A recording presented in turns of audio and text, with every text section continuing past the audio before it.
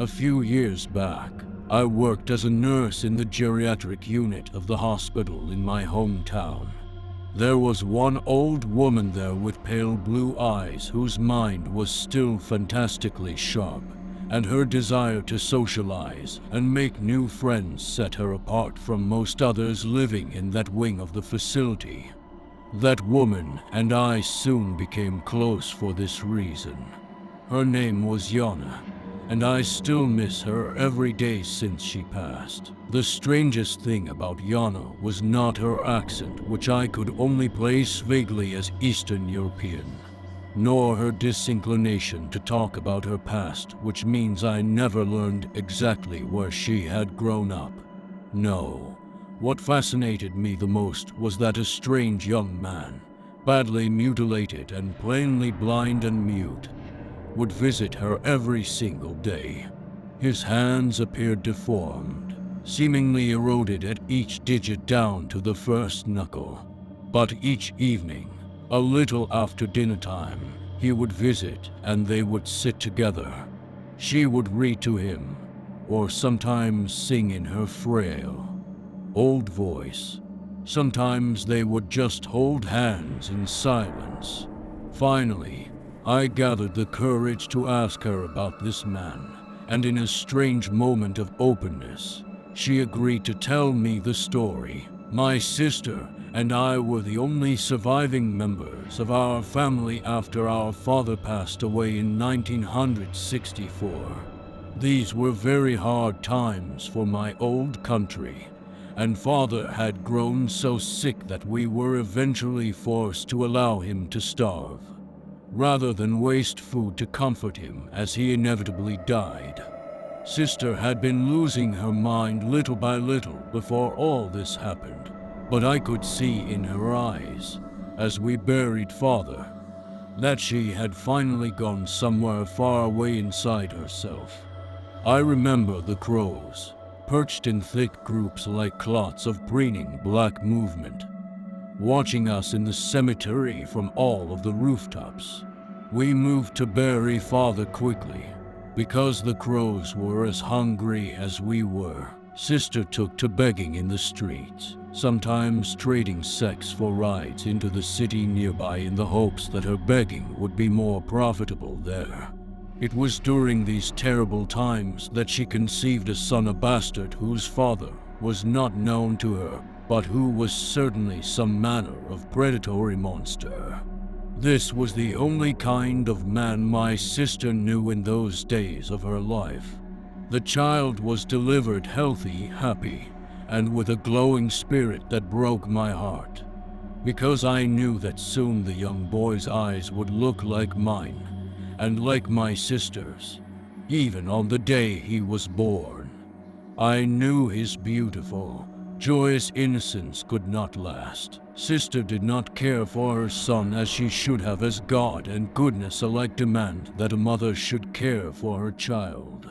She would not change the boy's soiled diapers, leaving this to me instead, and would forget to feed him even when his hungry wailing was ringing shrill and miserable through the whole house. Eventually, she began to take him out begging, using the child as a prop with which to elicit the sympathy of strangers. She was most pleased when he looked his worst, and even complained to me once or twice that she could raise no money at all on days that he looked too healthy. I can never forget her final act of cruelty against Vasily. I named him myself after sister could not be bothered. It was morning, and I had walked outside into our yard to smell the air. The child was lying motionless on the ground there, and seemed quite dead, smeared as he was with his own blood. His little fingers and toes were black with frostbite.